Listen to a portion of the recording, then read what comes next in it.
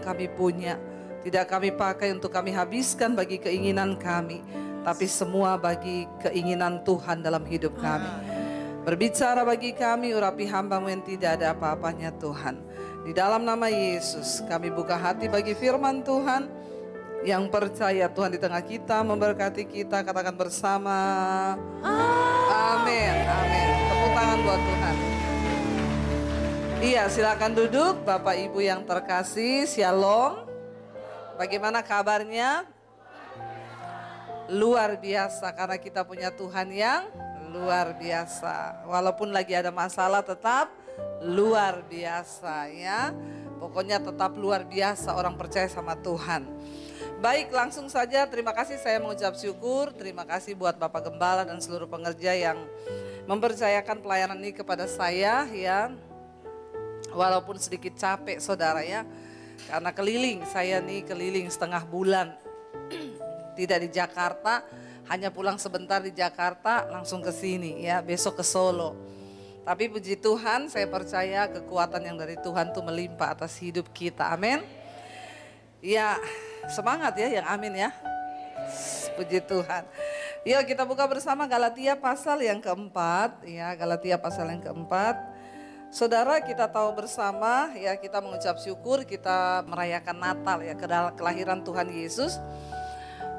Mungkin banyak orang yang dulu ketika saya belum percaya kepada Yesus, saya juga bertanya, kenapa sih Tuhan menjadi manusia? Ya, kenapa Allah itu menjadi manusia? Dulu saya berpikir orang Kristen tuh goblok banget ya. Percaya sama Yesus Tuhan yang mati. Kalau dia Tuhan, kenapa dia mati? Kan dia punya kuasa, dia bisa lawan orang-orang yang mau bunuh dia. Tapi ternyata memang Yesus datang untuk mati. Kita tahu sejarah manusia dari awal penciptaan pertama kali. Kalau saudara baca Alkitab, ya bagaimana manusia diciptakan serupa dan segambar dengan Allah, tetapi akhirnya manusia jatuh ke dalam dosa. Dan Alkitab berkata, Tuhan bilang kalau engkau makan buah pengetahuan itu, maka saat itu juga kamu mati. Tapi bukan mati secara fisik, ternyata mati karena manusia terpisah dengan Tuhan. Makanya saudara, satu keadaan yang paling ya menyedihkan dari seorang manusia itu adalah ketika dia terpisah dari Tuhan. Ya, bagaimana hidup terpisah dari Tuhan? Loh, tapi saya Kristen, Bu. Kristen tok tidak menjamin bahwa saudara sudah diperdamaikan dengan Tuhan. Ya, dan ketika kita tahu bersama akhirnya manusia terus hidup dalam dosa.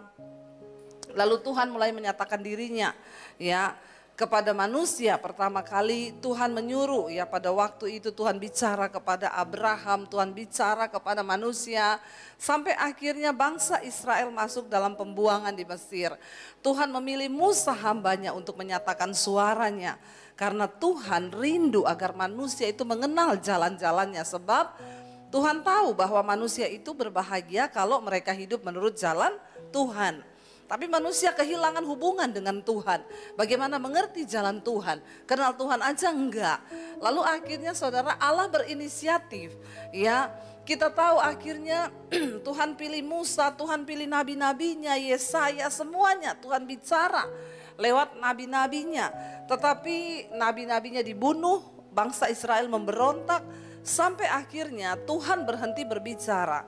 Dari perjanjian lama ke perjanjian baru itu ada waktu sekitar 380 tahun.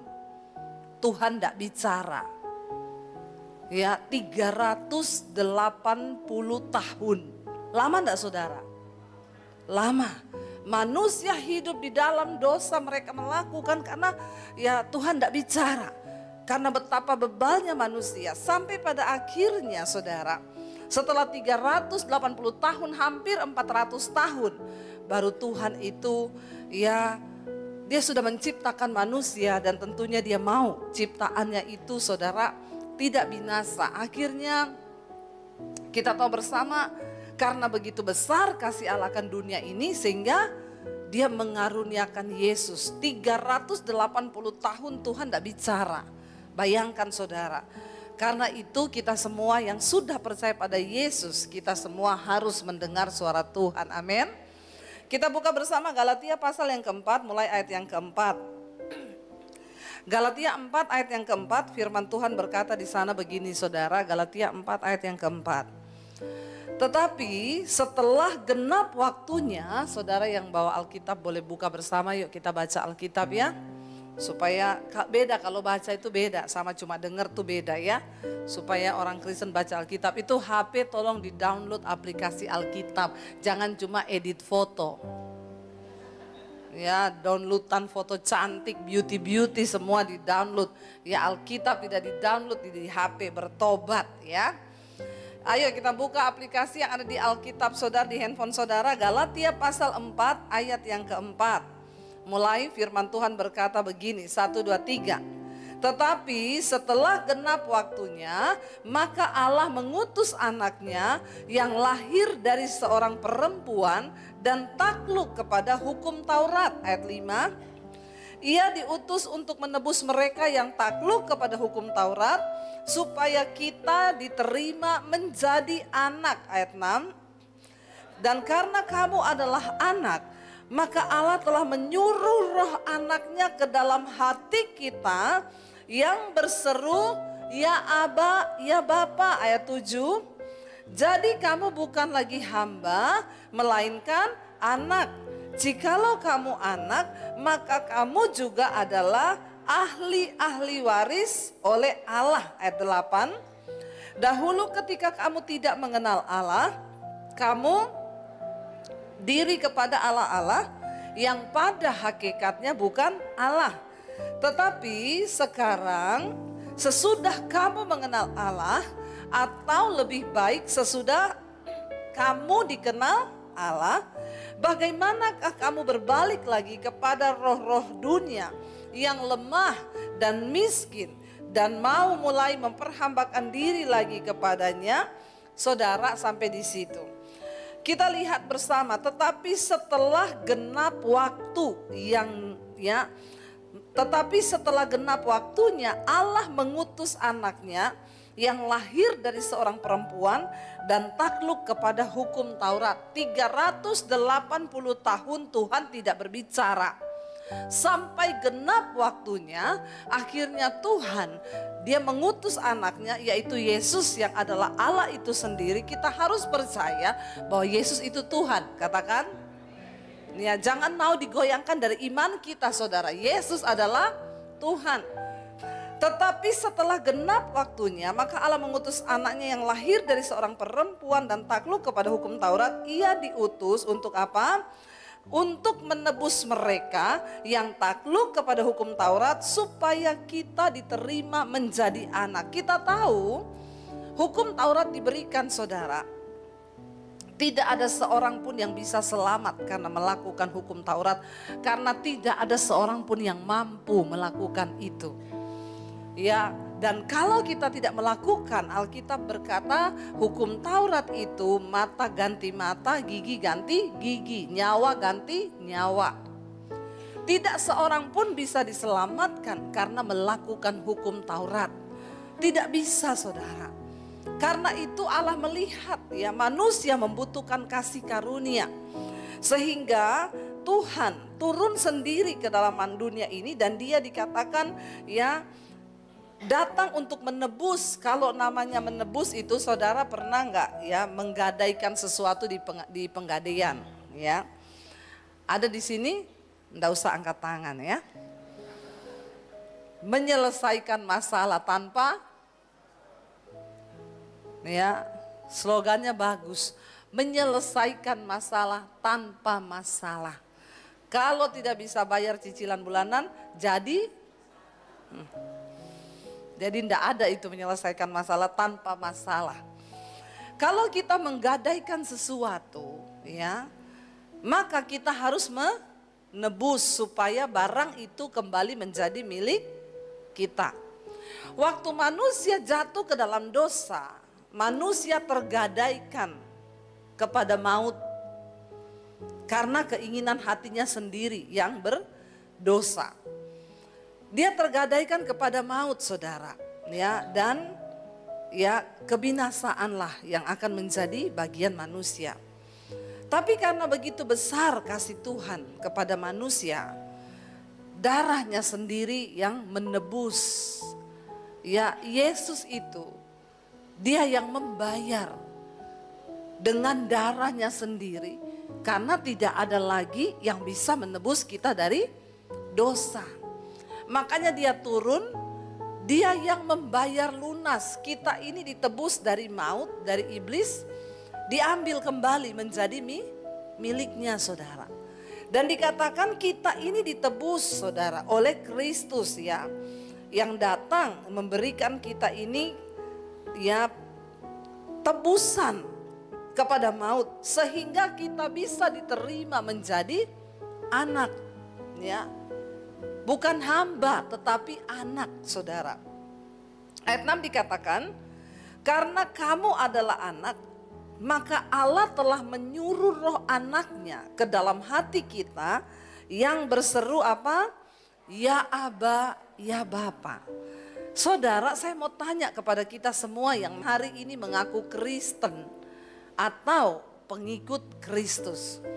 Ini rahasia yang begitu besar. Dikatakan kalau kita adalah anak, maka Allah itu menyuruh roh anaknya itu datang ke dalam hati kita. Amin. Saudara bayangkan kalau roh anaknya, roh Kristus itu datang dalam hati kita, dalam hidup kita. Di ayat yang lain firman Tuhan berkata, tidak tahukah kamu bahwa roh yang membangkitkan Kristus dari antara orang mati itu ada di dalam dirimu. Saudara, kalau roh yang membangkitkan Kristus dari antara orang mati, Roh Kudus, Roh Allah sendiri itu ada dalam hidup kita. Saya mau tanya saudara, apa yang tidak bisa kita lakukan bersama Dia? Jadi tidak ada seorang pun yang berkata saya nggak bisa mengampuni Bu. Karena terlalu sakit apa yang dia buat kepada saya. Ketika roh Kristus itu dalam diri kita, nggak akan ada yang bilang, Bu saya nggak bisa lepas dari rokok. Nggak akan ada yang bilang, Bu saya nggak bisa lepas dari dosa. Roh yang membangkitkan Kristus dari kematian itu ada dalam diri kita. Itu wow saudara, amin. Mari kita mengerti rahasia ini. Karena kita itu sudah terlalu lama menjadi Kristen, tapi kita itu nggak pernah dapat meraih janji-janji Tuhan. Karena kita nggak ngerti kebenaran ini saudara. Saya berdoa supaya kita ini tidak menjadi Kristen biasa-biasa saja, amin. Tapi kita menjadi Kristen yang luar biasa. Karena ada roh Kristus dalam hidup kita. Kalau ada roh Kristus dalam hidup kita, saya yakin gak ada orang Kristen yang hidupnya baru ada masalah sedikit udah keok, udah gak Tuhan-Tuhanan lah. Kenapa? Saya ini sudah berdoa, udah pelayanan di gereja, tapi buktinya mana? Kadang-kadang kita berjumpa dengan orang Kristen yang model begini nih saudara, saya paling gregetan ya. Kalau datang berkata, Bu doain Bu, saya ini masalah saya berat, ya saya ini sampai mau bunuh diri. Kenapa? Bertubi-tubi masalah saya. Ya suami saya tuh nggak bertobat. Saya bilang berdoa Bu. Sudah, ya Ibu Debbie enak bilang berdoa. Saya sudah berdoa bertahun-tahun, buktinya suami saya nggak bertobat Bu. Ya, coba kalau Ibu rasa suami saya. Saya bilang saya nggak mau rasa suamimu, saya punya suami sendiri. Siapa suruh kau kawin sama dia? Orang Kristen tuh kadang aneh ya. Suruh berdoa bantah saudara. Ibu sih nggak rasa suami saya. Yo aku mau rasa suamimu. Lawang aku duwe bojo dewe. Ngopo aku rasa suamimu. Ya karepmu lah siapa suruh ya. Saudara, ketika kita mengerti bahwa ada roh Kristus dalam diri kita, maka kita tidak akan jadi Kristen yang sembarangan. Kita pasti punya iman, kita pasti punya pendirian yang teguh dalam firman Tuhan. Makanya saudara jadi Kristen itu tolong baca Alkitab. Katakan, apa yang menjadi kekuatan kita sebagai orang percaya bukan apa kata pendetamu, tapi apa kata firman Tuhan. Ya, karena pendeta bisa salah. Saya bisa salah cerita ke saudara, tapi firman Tuhan itu tidak pernah salah. Dan itu sungguh-sungguh Alkitab berkata Injil itu kekuatan Allah loh. Kalau kita semua pegang firman Tuhan, tidak mungkin saudara hidup kita tidak berkemenangan. Ya, Kenapa kita tidak meraih kemenangan? Karena kita ini sering kali mengabaikan apa yang penting dari kekristenan. Sorry, Kristen itu bukan soal saudara punya karunia hebat. Kristen itu bukan soal bahasa rohmu mantap sampai di langit ketujuh.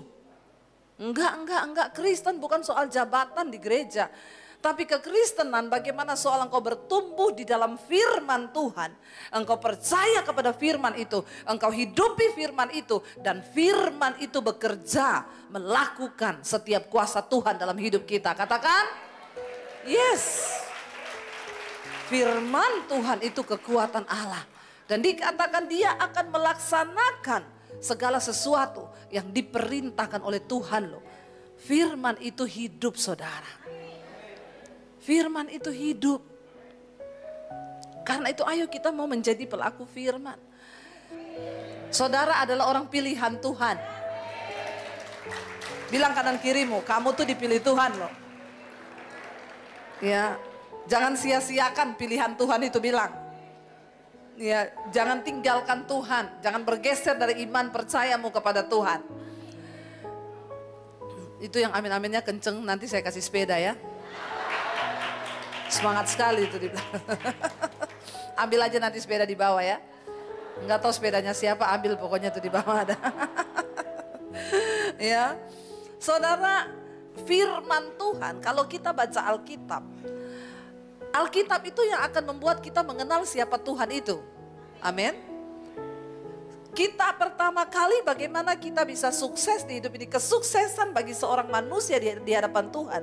Bukan di hadapan dunia ya. Kalau dunia bilang kamu itu sukses kalau kamu jadi pengusaha hebat, uangmu banyak, perusahaanmu banyak. Itu di mata dunia.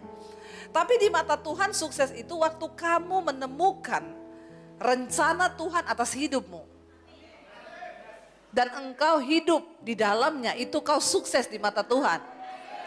Amin.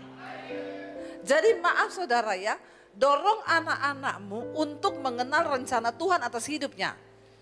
Bukan mengejar cita-citanya. Ya, makanya jangan kejar ilmu sampai ke negeri Cina. Belum tentu ilmu larinya ke Cina. Ya, kejar anak-anakmu supaya mereka mengerti rencana Tuhan atas hidupnya. Karena itu kesuksesan di mata Tuhan. Sehebat apapun karir kita, kalau kita nggak ngerti kehendak dan rencana Tuhan di hidup kita, percuma. Kita gagal di mata Tuhan. Tapi keberhasilan seseorang di mata Tuhan adalah ketika kita mencapai apa yang Tuhan mau di hidup kita. Nah, bagaimana caranya? Lah kita harus mengenal Tuhan dulu dong. Ya, mengenal Tuhan itu seperti apa? Baca Alkitab, saudara. Waktu engkau baca firman Tuhan, engkau tahu sifat-sifat Tuhan. Kita kenapa perlu baca perjanjian lama?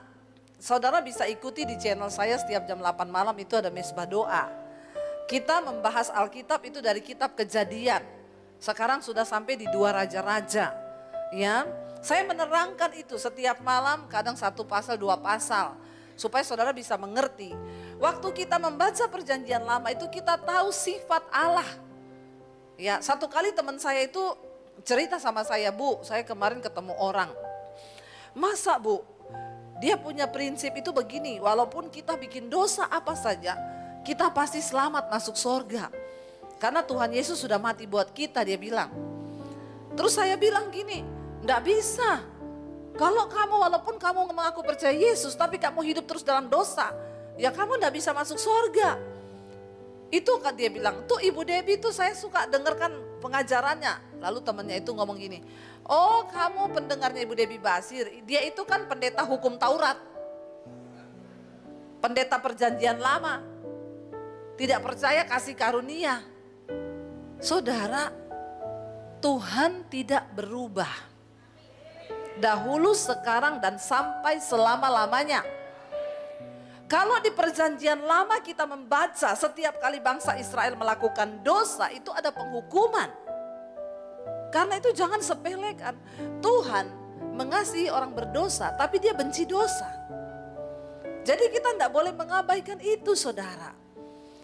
Bagaimana cara kita bisa mengenal Tuhan? Lewat firman-Nya. Kita baca Alkitab. Siapa yang baca Alkitab tiap hari?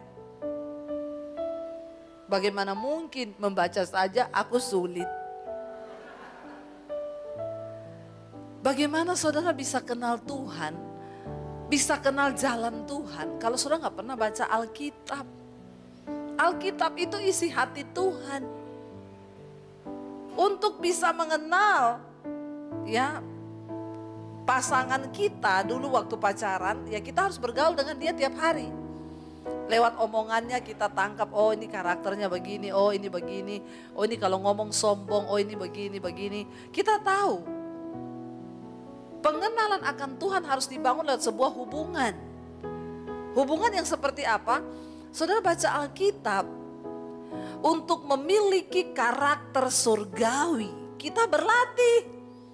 Itu gak datang dengan sendirinya, keselamatan kita terima gratis.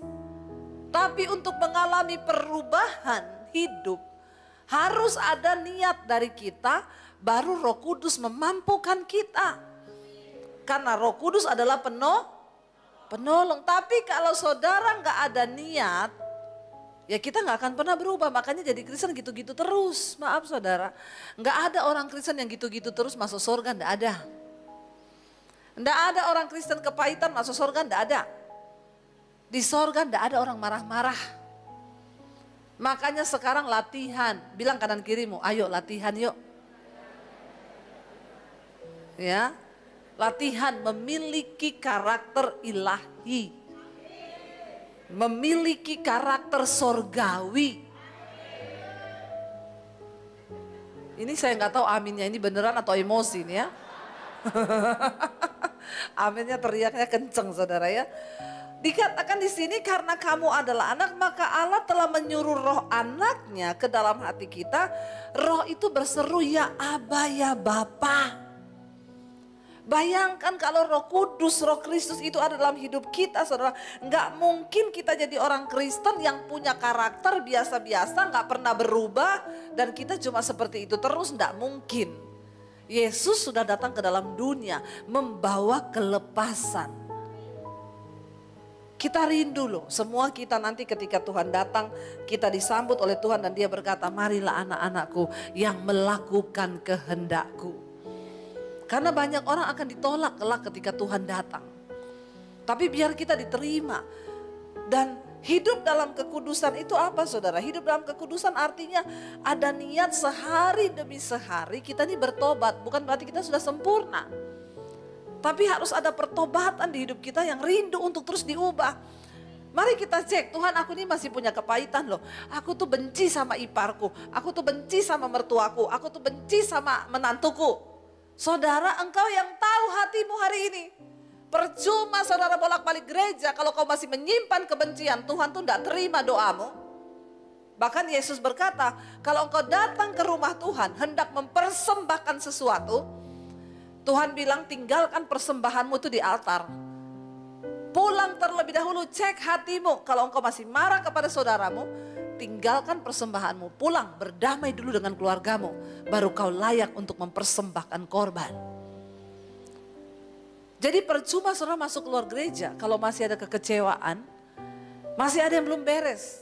Ada enggak hari ini di antara saudara yang masih punya musuh dan saudara belum mengampuni? Ada enggak di sini yang sama anaknya enggak bicara?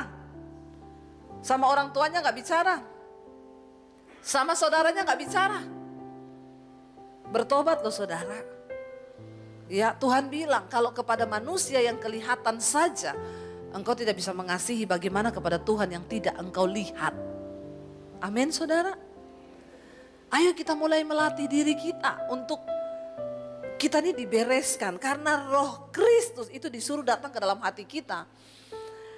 Ayat 7 dikatakan, jadi kamu bukan lagi hamba, melainkan anak. Hamba itu orang yang diperbudak. Hamba itu tidak punya hak atas hidupnya. Hamba itu harus nurut kepada apa yang disuruh. Waktu kita jatuh ke dalam dosa, kita menjadi budak dosa. Dan manusia dipikat dan diseret olehnya.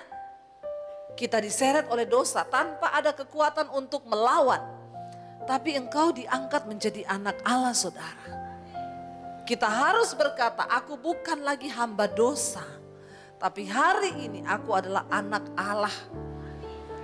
Aku dimerdekakan Aku dikuduskan dan aku punya kuasa. Anak itu punya kuasa, hamba tidak punya kuasa.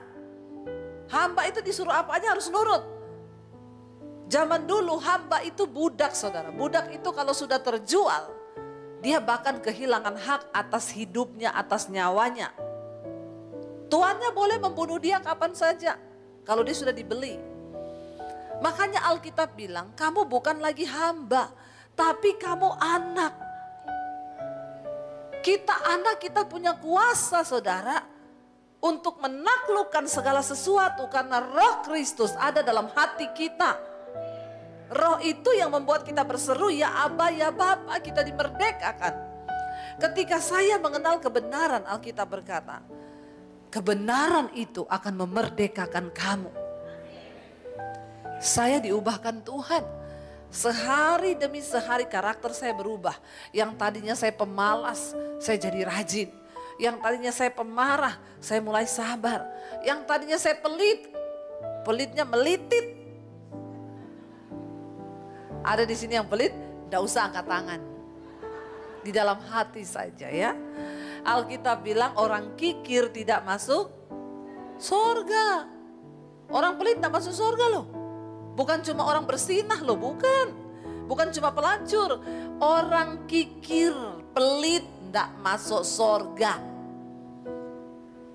Coba cek di hati, aku ini kikir atau tidak ya. Paling penting tanya sama pasanganmu. Bapak-bapak tanya sama istrinya coba, mah aku ini pelit enggak? Coba kalau berani lihat pasangannya, lihat. Coba tatap mata istrinya. Jangan tatap mata istri orang. Tatap mata istri sendiri. Tanya coba, aku ini pelit enggak? Saudara, waktu kita ini bertobat menerima Kristus, maka Tuhan ubahkan kita. Dikatakan di sini bahwa kita ini adalah ahli waris ya. Ayat 8 dikatakan di sana saudara, kita ini ahli waris oleh Allah. Saudara, saya mau tanya, kalau kita ini dikatakan ahli waris, banyak gak janji-janji Tuhan di dalam Alkitab? Banyak janji Tuhan? Banyak. Janji apa? Janji tentang damai sejahtera. Janji tentang hidup dalam kelimpahan. Janji di dalam segala hal bahwa Tuhan akan mencukupi. Itu harus kita alami. Kalau kita ini anak Tuhan. Kenapa banyak orang tidak mengalami semua janji Tuhan itu dan dia tidak menjadi ahli waris dari semua berkat-berkat Tuhan? Mungkin posisimu salah di hadapan Tuhan. Mungkin kau belum anak, tapi kau masih hamba. Karena itu bilang Tuhan, aku mau jadi anakmu. Biar aku mengalami perubahan lewat firman Tuhan itu.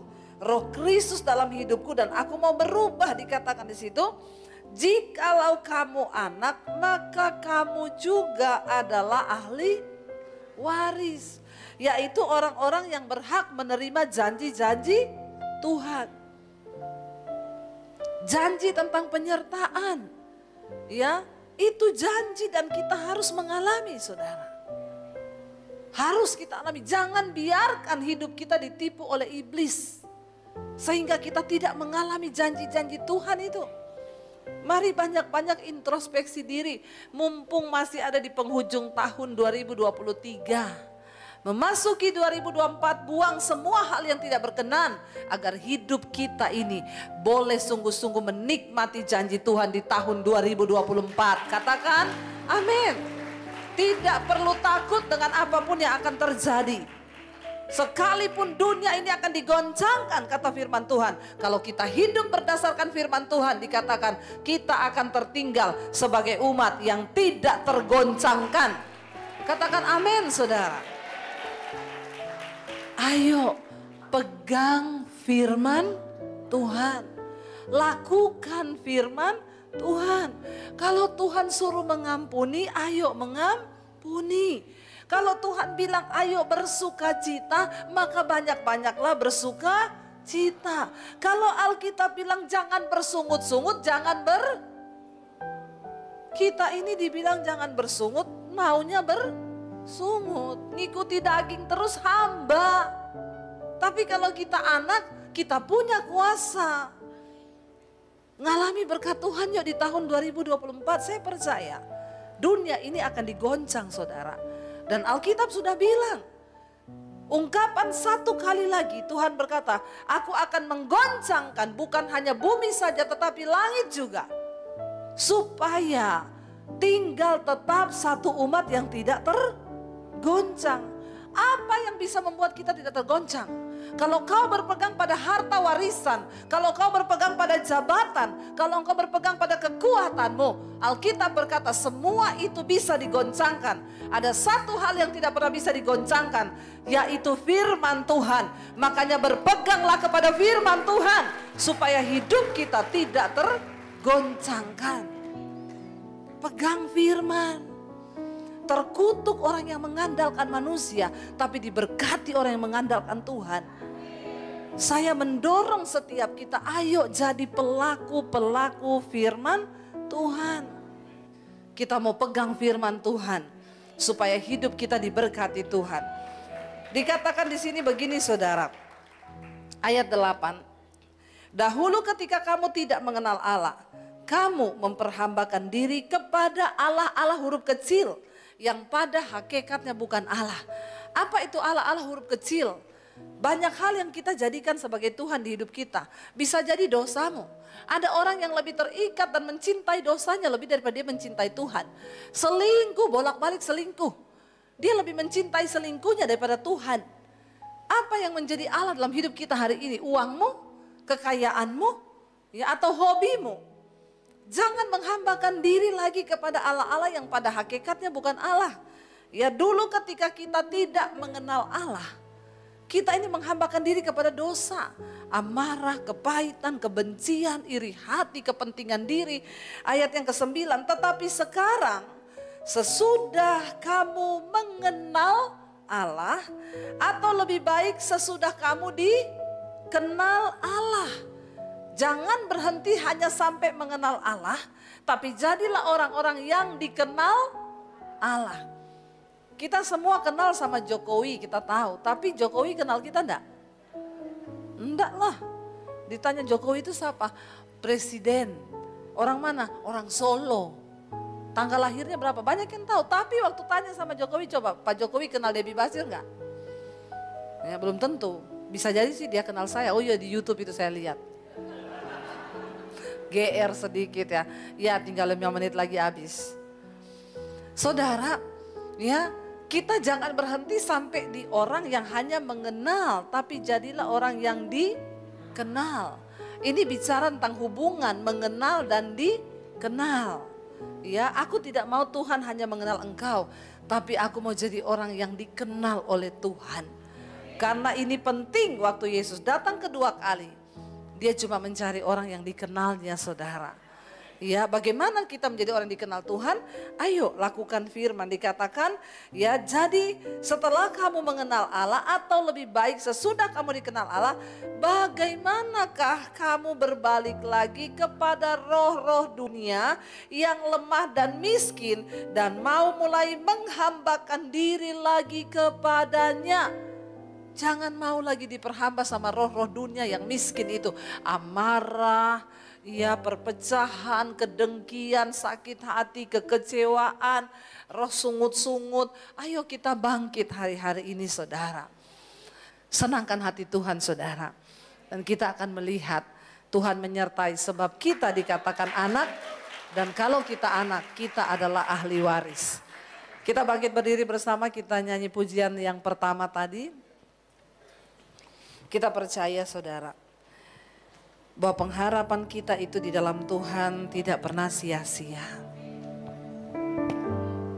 Terima kasih Bapa. Pengharapanku datang dalam-Mu. Pengharapanku hanya pada-Mu. Ku takkan goyah, ku takkan gentar, sebab Kau gunung batuku, kota bentengku, pertolonganku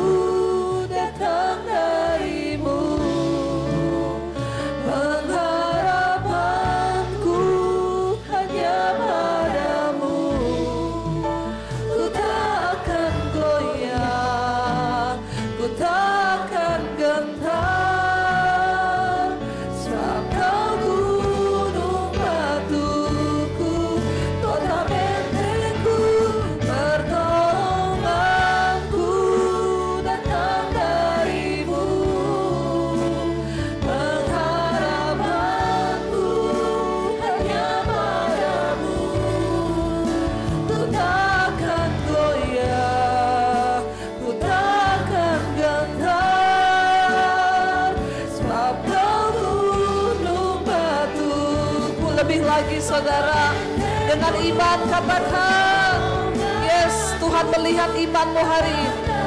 Bilang kepada Tuhan, kami percaya pengharapan kami hanya ada padamu Tuhan. Yes, dengan iman bilang saudara, kami tidak akan goyah.